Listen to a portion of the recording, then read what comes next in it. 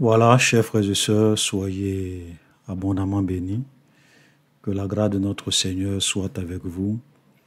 Alors, j'ai décidé de faire cette petite vidéo parce que, à la suite de la vidéo précédente, où j'ai parlé des doctrines dangereuses dans l'Église, il y a beaucoup de frères, je pense qu'au moins, au minimum 3 personnes avec qui j'ai eu à échanger et qui m'ont posé des questions vraiment très importantes sur le mariage. Voilà. Et les gens, par exemple, il y a un frère qui m'a demandé, voilà, dans les commentaires de la vidéo précédente, salut homme de Dieu, explique-moi comment est le processus de mariage, ou bien le processus du mariage selon la Bible. C'est quoi le mariage selon la Bible? Voilà, donc voilà une question que la personne m'a posée. Il y a aussi un autre frère qui m'a envoyé un message, sur WhatsApp. Bonjour, grand frère Olivier, vous allez bien, j'espère. J'ai une préoccupation au sujet du mariage. Bibliquement, à quel moment dit-on que 2 personnes sont mariées? Est-ce après la dot? Est-ce après la cérémonie civile? Est-ce après la cérémonie religieuse? Il y a beaucoup de confusion dans ces choses. Voilà, j'ai vu des dots dissous par des pasteurs et les personnes ont été autorisées à se remarier parce qu'elles n'ont pas fait le mariage civil et religieux. Voilà, donc voilà, il y a aussi même une sœur qui m'avait envoyé aussi une vidéo où je voyais un homme de Dieu qui disait des choses vraiment incroyables. Et il disait dans cette vidéo comme ça que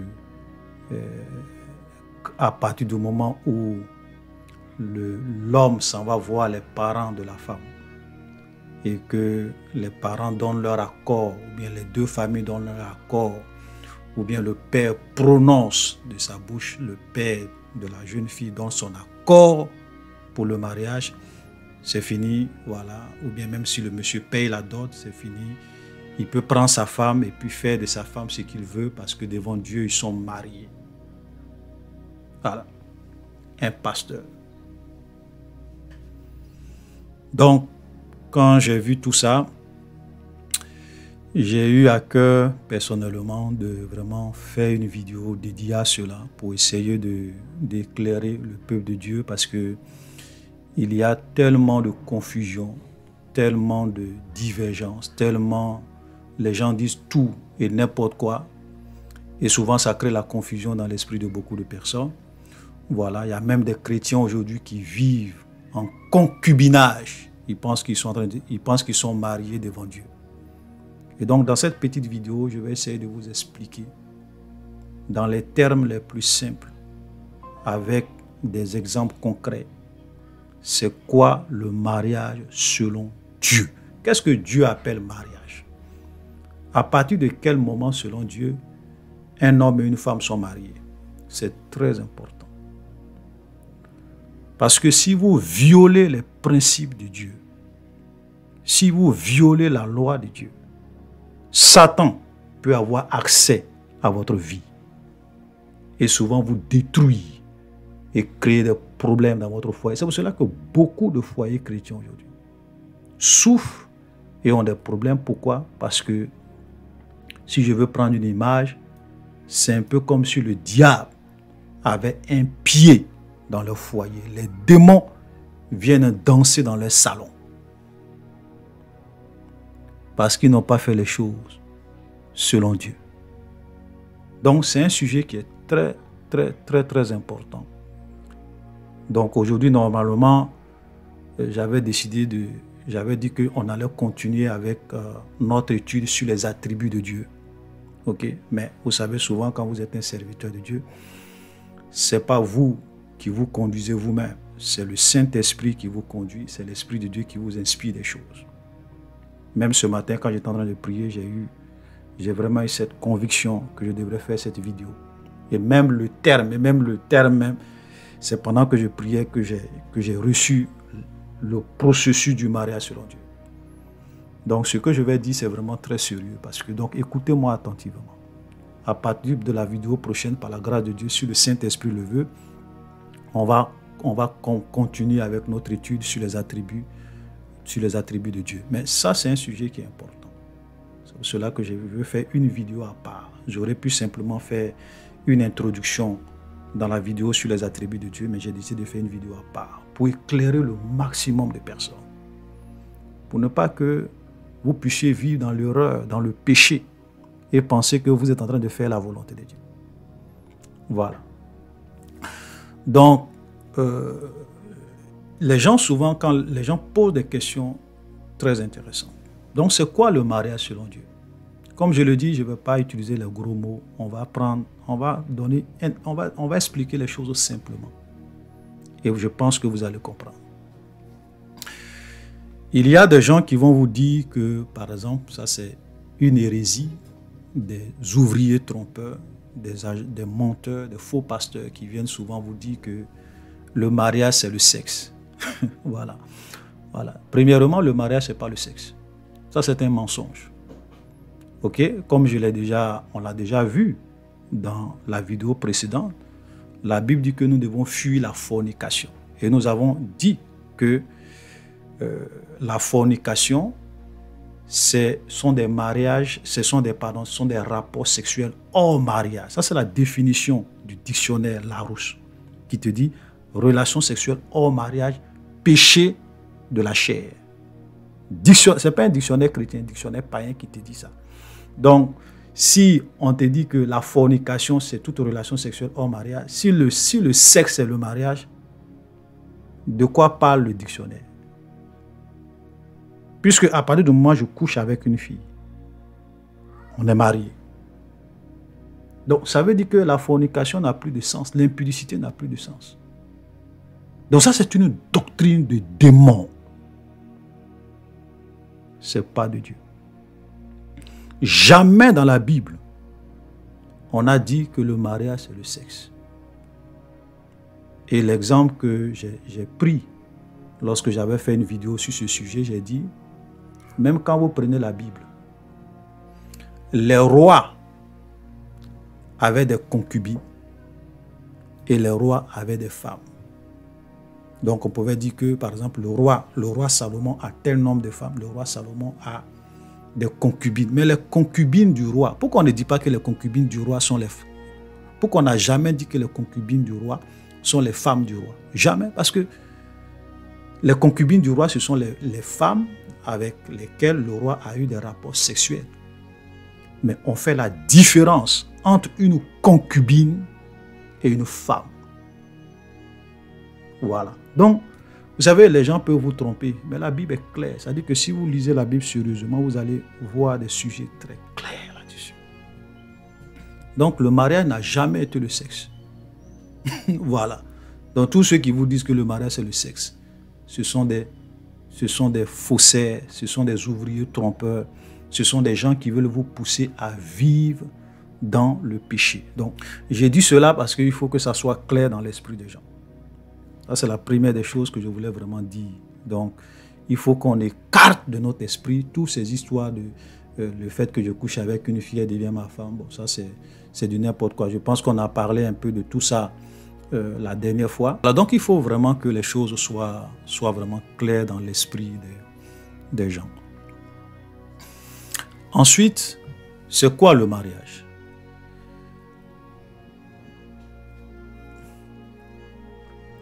Voilà, c'est quoi le mariage? Le mariage selon Dieu, ce que Dieu appelle mariage, ou bien ce que Dieu considère comme un mariage, je vais donner une définition très simple et je vais détailler. Le mariage selon Dieu, ou bien ce que Dieu accepte comme mariage ou considère comme mariage, c'est un mariage qui a eu l'approbation d'abord des hommes et ensuite de Dieu. Et je m'explique. Et quand je dis l'approbation des hommes, je veux encore être plus précis. L'approbation de toutes les autorités reconnues par Dieu. L'approbation de toutes les autorités reconnues par Dieu. Et ensuite, Dieu, une fois que ce mariage-là a eu l'approbation de toutes les autorités reconnues par Dieu, Dieu maintenant valide ce mariage. Il considère que vous êtes mariés. Et donc, en ce moment-là, vous êtes maintenant mariés devant Dieu et devant les hommes. Voilà. Voilà comment il faut comprendre. Maintenant, il faut qu'on rentre dans les détails.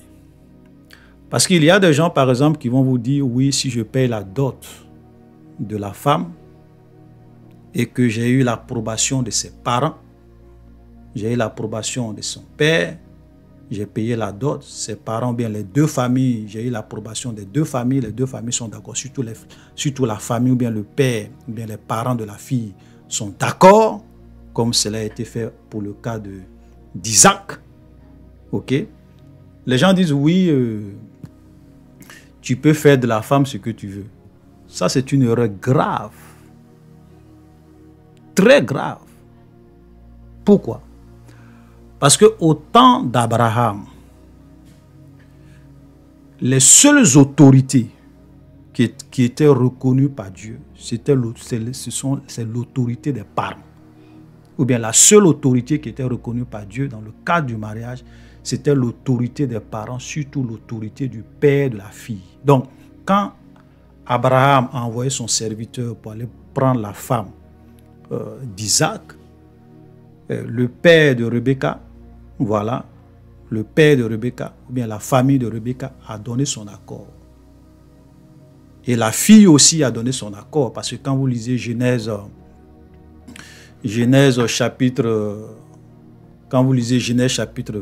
chapitre 24, à partir du verset 50, donc je ne vais pas vraiment lire tout, vous pourrez lire toute l'histoire pour voir dans quelles circonstances ce mariage-là s'est fait, mais je prends juste quelques détails qui vont nous intéresser. Laban et Pétuel répondit et dit, ils vont répondre aux serviteurs que Abraham a envoyés pour aller payer la dot de Rebecca pour qu'elle soit la femme d'Isaac. Donc les parents de Rebecca vont lui répondre et dire, c'est de l'Éternel que les choses viennent. Nous ne pouvons te parler ni en mal ni en bien. Voici Rebecca devant toi, prends et va, et qu'elle soit la femme du fils de ton Seigneur, comme l'Éternel l'a dit. Ok? Lorsque le serviteur d'Abraham eut entendu leurs paroles, il se prosterna en terre devant l'Éternel. Mais regardez le verset 28. Il dit, ils appelaient, maintenant les parents de Rebecca vont appeler Rebecca. Ils appelaient donc Rebecca et lui dit, veux-tu aller avec cet homme? Et elle répondit, j'irai. Donc, c'est vrai que les parents ont donné leur accord, mais ils ont demandé la vie de leur fille. Ok, voilà. Donc, en ce moment-là, comme les parents ont accepté la dot, ils ont donné leur accord pour que Rebecca puisse aller avec ce serviteur et marier Isaac, le fils d'Abraham. Donc, c'était ça. Il venait maintenant réellement de payer la dot. Donc, c'était la seule autorité à cette époque qui était reconnue par Dieu. C'était l'autorité des parents. Donc, si tu voulais marier une femme, il fallait forcément aller voir ses parents payer la dot et en ce moment-là, elle devenait ta femme. Mais le problème, c'est que au temps d'Abraham, ce n'était pas des républiques. Au temps d'Abraham, il n'y avait pas de mairie. Au temps d'Abraham, il n'y avait pas des autorités comme à notre époque où vous avez un président, vous avez des lois, vous avez des autorités civiles, vous avez le maire, qui sont aussi des autorités reconnues par Dieu. Donc, si toi, tu vas seulement faire la dot, c'est bien, tu as payé la dot, c'est une bonne chose. Je veux dire, tu as parcouru 50%. Tu as accompli 50%, ou bien je dirais même peut-être même 80% du processus du mariage. Mais tu n'es pas encore marié devant Dieu. Parce que Dieu respecte sa parole. Il respecte ses principes. C'est Dieu qui a dit dans Romains chapitre 13, le verset 1. Il dit que toute personne soit soumise aux autorités supérieures. Car il n'y a point d'autorité qui ne vient de Dieu. Et les autorités qui existent ont été instituées de Dieu. C'est fort. c'est très fort. Ça veut dire que les autorités qui sont là, Dieu est pour le principe de l'autorité. Et nos autorités, que ce soit des autorités civiles dans nos républiques, ce sont des autorités que Dieu approuve pour ne pas qu'il y ait du désordre. Donc, tant que les autorités nous demandent de faire des choses qui ne sont pas mauvaises, qui ne sont pas contre la parole de Dieu, qui ne sont pas contre la volonté de Dieu, mais des choses normales, on doit être soumis à ces autorités. Et donc, celui qui marie seulement une fille en payant la dot et qui la prend et qui ne va pas à la mairie, laisse-moi te dire de la manière la plus simple possible. Tu es en train de vivre dans le péché et dans le concubinage. Moi, je préfère toujours être précis dans ce que je dis et être clair sur ce que je dis. Voilà. Donc, ce que Dieu appelle mariage, d'abord tu vas devant les autorités, parce que ça dépend même des pays encore. Là encore, il faut que je le dise, ça dépend encore des pays, parce qu'il y a des pays où eux ne reconnaissent même pas la dot. Surtout dans certains pays développés. Ok, ils ne reconnaissent pas la dot. Si tu vas voir, si tu rencontres une fille dans la rue, peut-être, il suffit qu'elle soit majeure, voilà, et qu'elle soit d'accord pour que tu l'épouses. À partir du moment où elle est majeure, elle est libre de se marier à qui elle veut. Donc en ce moment-là, très souvent dans ce genre de pays-là, ce qui est reconnu, c'est le mariage, c'est le mariage à la mairie, le mariage civil. Même si tu vas voir les parents de la fille pour dire, bon, je vais payer sa dot, les parents vont trouver ça bizarre. Ils vont parler, toi, tu penses que non, on veut vendre notre fille. Non, on ne vend pas notre fille. Parce que ce n'est pas dans leur culture. Voilà. Ce n'est pas dans leur culture. Si tu vas voir le père, il va te dire, ben, écoute, ma fille, elle est majeure, elle peut décider pour elle-même, elle peut marier qui elle veut. Voilà, bon, voilà. Ça ne l'intéresse pas. Même souvent, même la fille même peut se marier.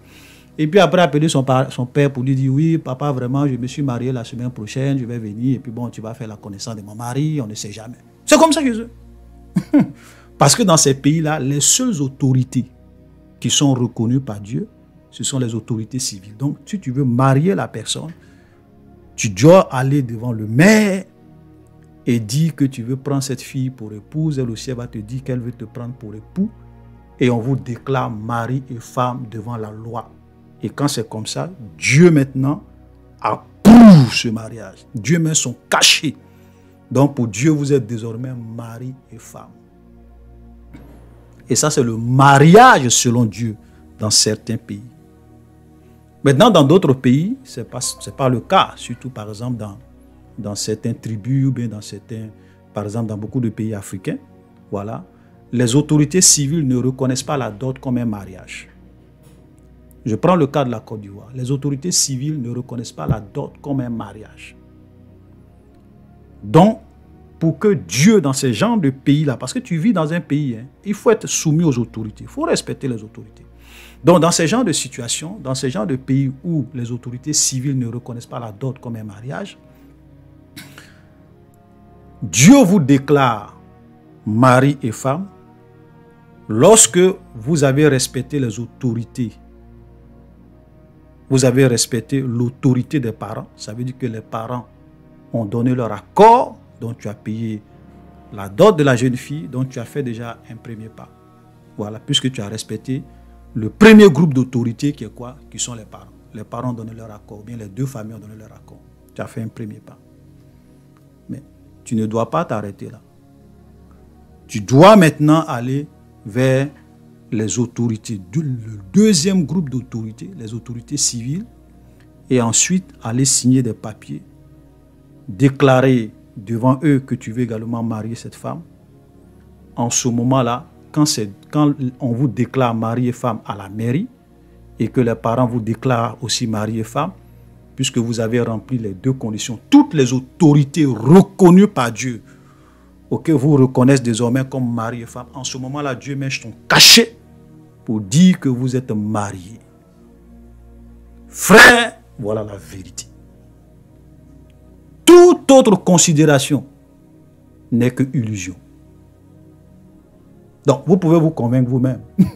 Mais Dieu, tu ne peux pas le tromper. Et je vais te dire, le diable, tu ne peux pas aussi le tromper. Parce que le diable connaît la parole de Dieu. Il sait que dans la Bible, La Bible a dit qu'on doit être soumis aux autorités. Et notre soumission aux autorités, nous devons nous soumettre à nos autorités tant que ce que les autorités nous demandent de faire n'est pas quelque chose de mauvais, n'est pas un péché. Le fait que tu ailles à la mairie, tu dis que tu veux marier une femme. On te dit, va à la mairie. Nous là, nous sommes les autorités civiles. Pour éviter des problèmes demain. Pour ne pas qu'après tu viennes dire, non, telle personne a pris ma femme. Venez, puisque tu dis que tu veux marier. Tu es sincère, non? Tu veux vraiment marier la fille, non? Viens à la mairie. Viens signer des papiers avec des témoins pour que nous, maintenant, on vous considère comme mari et femme. Sinon, votre dot là, nous n'était pas là-bas. On ne reconnaît pas ça. Et ils ont raison. Ils ont raison. Il y a des gens qui vont venir dire non, Abraham a payé la dot d'Isaac et Rebecca. Vous êtes des plaisantins. Il y avait Marie au temps d'Abraham. Il y avait Marie. Abraham ne vivait pas dans une république. Abraham ne vivait pas dans un pays avec des lois comme chez nous ici. Il n'y avait pas de mère au temps d'Abraham. Donc les seules autorités que Dieu reconnaissait, c'est l'autorité des parents. Si les parents sont d'accord, vous êtes mariés, c'est fini. Mais on n'est pas au temps d'Abraham. Et je vais vous choquer en disant, en vous montrant quelque chose dans la Bible. Le premier mariage, c'est le mariage entre qui? Adam et Ève. Adam a payé la dot. Frère, je vous pose la question, soyons sérieux. Le premier mariage dans la Bible, c'est le mariage entre Ève et Adam. Et Adam, voilà.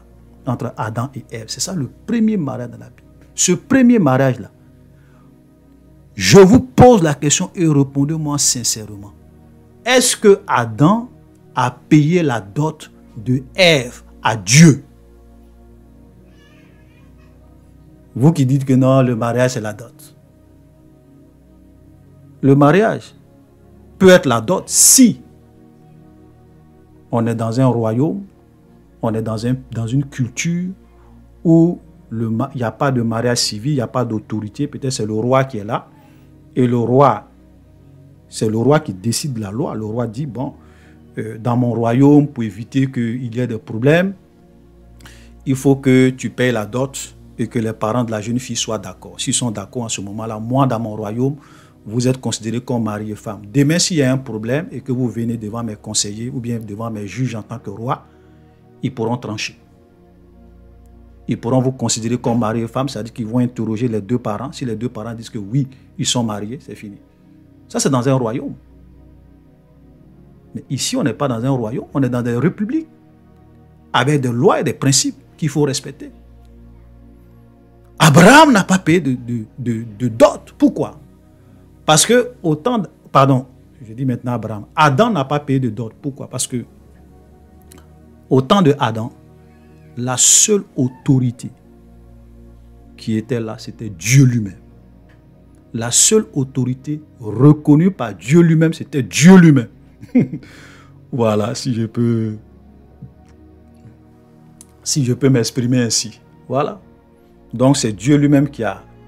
Et regardez comment Dieu a fait. Dieu a envoyé tous les animaux devant Adam pour que Adam donne un nom à ces animaux. Et la Bible dit que Adam donne un nom à tous les animaux, mais il n'a pas trouvé une aide semblable à lui-même. Et Dieu va dire qu'il n'est pas bon que l'homme soit seul. Et Dieu va maintenant créer Ève. Et il va maintenant envoyer Ève vers Adam. Parce que Ève, si tu veux, Adam, Dieu était comme le père d'Adam. Donc Dieu a pris une femme, il a fabriqué une femme pour son fils Adam. Parce que quand on lit même Luc chapitre 3, la Bible dit Adam, quand on parle de la généalogie de Jésus, quand on arrive sur Adam, on dit Adam, fils de Dieu. Adam, fils de Dieu. Donc Adam était fils de Dieu. Donc Dieu a fait une femme pour son fils. Et il a validé le mariage. Parce qu'il était la seule autorité à cette époque. Il n'y avait pas de parents, donc Dieu a validé le mariage parce qu'il était la seule autorité. Adam n'a pas payé de dot. Donc le principe du mariage, ça change en fonction des temps, en fonction des époques. Au temps d'Adam, c'était différent. La seule autorité, c'était Dieu. Au temps d'Abraham, la seule autorité, c'était les parents. Voilà. Et ensuite, Dieu valide.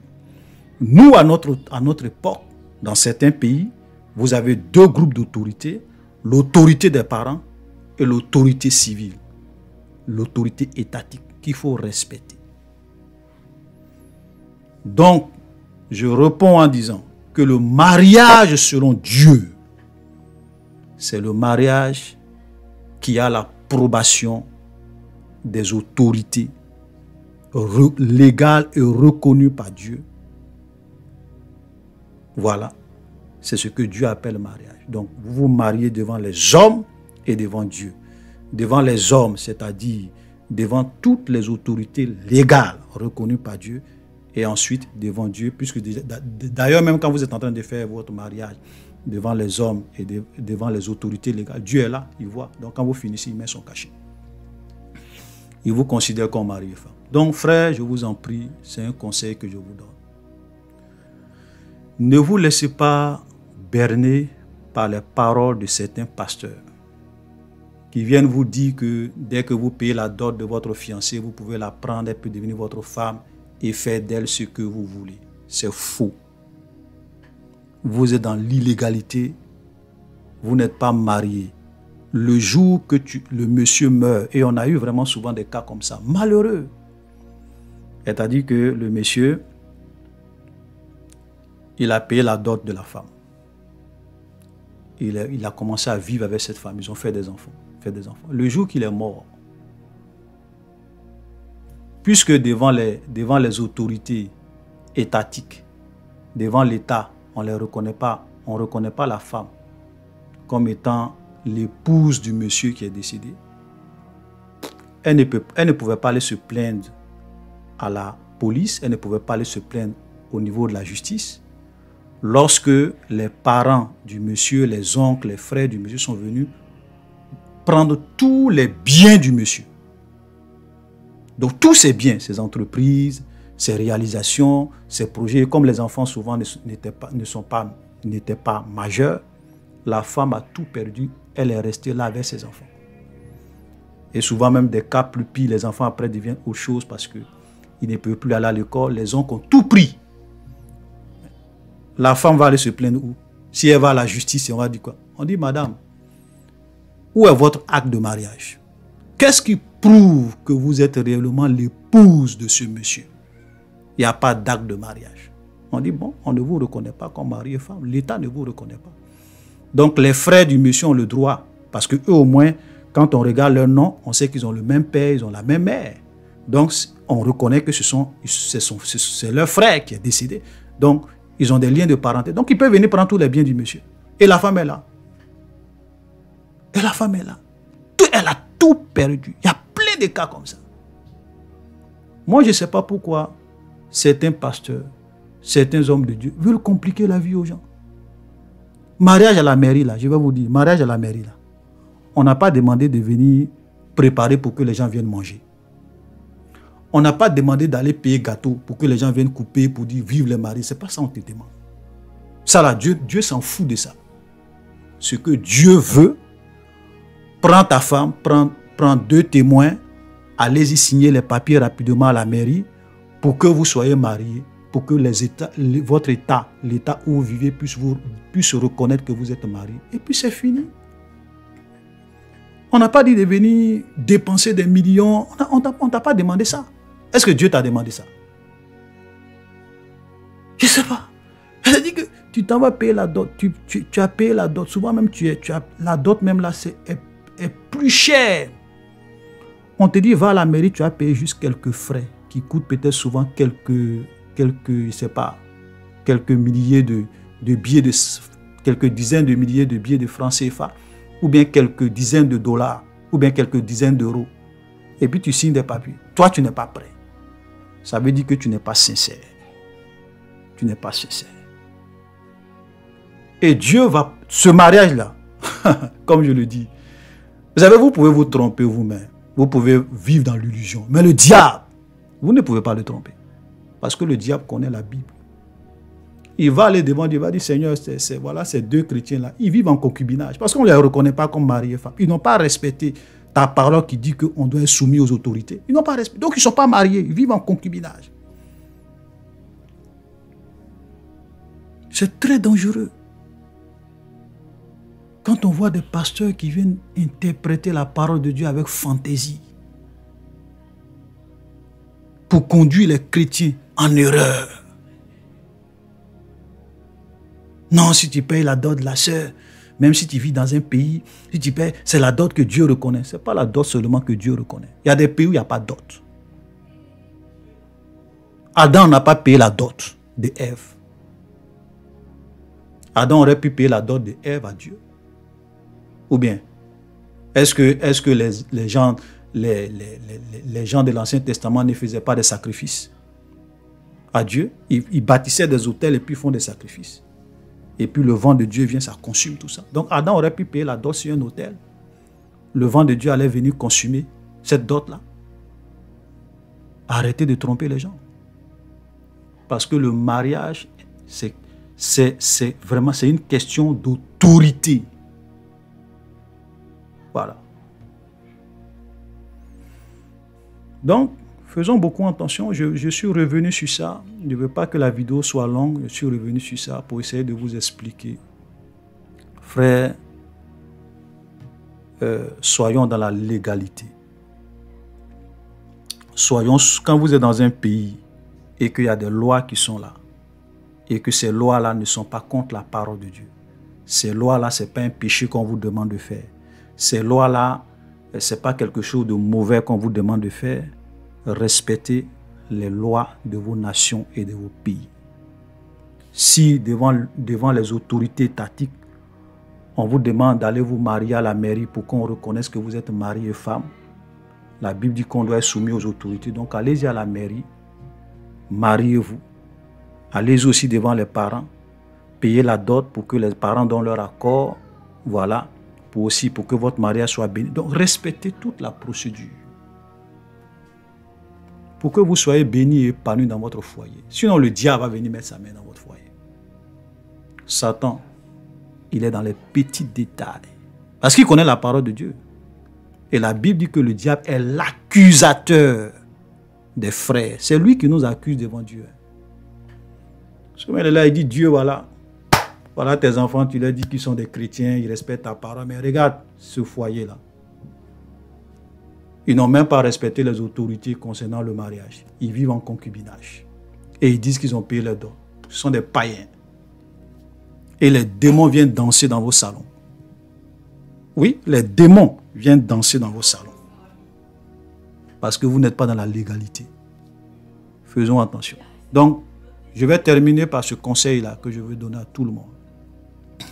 Tous ceux qui vivent avec des femmes, parce que ça aussi c'est une question que souvent les gens me posent. Oui, ça fait 30 ans de vie commune avec ce monsieur, on a des enfants ensemble, qu'est-ce que je fais? Moi, je leur dis toujours, vous savez, on peut être dans l'ignorance, on peut faire des choses, même quand on ne connaissait pas Dieu, on vivait dans le péché, on faisait des choses que Dieu n'aime pas. Tout ce que Dieu nous demande, c'est de nous repentir et de mettre de l'ordre dans nos vies. Donc, si tu vis avec une femme que tu as dotée, ou bien si tu vis même avec une femme que tu n'as pas dotée, avec laquelle tu as des enfants, de grâce, repens-toi, demande pardon à Dieu, prends cette femme, va payer sa dot. Prends cette femme, va à la mairie, trouvez-vous 2 témoins, un témoin pour la femme, un témoin pour toi. On n'a pas d'organiser une cérémonie pour que les gens viennent manger, pour que les gens viennent vous applaudir. Dieu n'a pas demandé ça.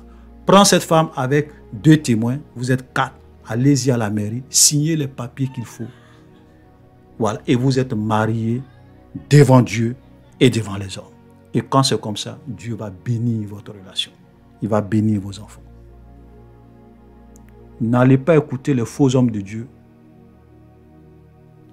ou bien des hommes de Dieu qui n'arrivent pas à interpréter la parole de Dieu correctement. Parce que ça aussi, c'est un vrai problème dans l'Église. Aujourd'hui, tout le monde veut devenir pasteur. Tout le monde veut venir interpréter la parole de Dieu. L'interprétation de la parole de Dieu, il faut être appelé pour ça. Il faut avoir un don pour ça. L'enseignement de la parole de Dieu. Voilà, pas interprétation, l'enseignement. L'enseignement de la parole de Dieu, c'est un appel. Et souvent, Dieu prend le temps de te former. Et souvent, même quand des gens te... Moi, souvent, il arrive des moments où les gens me posent des questions. Je n'ai pas la solution. Bien même pas la réponse. Mais À partir du moment où la personne me pose des questions, l'Esprit de Dieu m'inspire la réponse. L'Esprit de Dieu m'inspire la réponse. Donc, l'enseignement de la parole de Dieu, Dieu appelle quelques personnes pour enseigner sa parole et interpréter sa parole correctement. C'est pour cela que la Bible dit qu'il n'y a pas parmi vous beaucoup d'enseignants. Qu'il n'y ait pas parmi nous un grand nombre d'enseignants. Car nous serons jugés sévèrement. Pourquoi? Parce que par ton enseignement, tu peux égarer des gens. Aujourd'hui, il y a des chrétiens qui vivent dans la fornication parce qu'on leur a dit que le mariage, c'est le sexe. Erreur. Il y a des chrétiens qui vivent dans le concubinage parce qu'on leur a dit que le mariage, c'est seulement la dot. Erreur. Erreur. Donc, faisons beaucoup attention. Donc, je vais m'arrêter là. Voilà, j'espère avoir été suffisamment clair. Que le Seigneur vous bénisse et à la prochaine.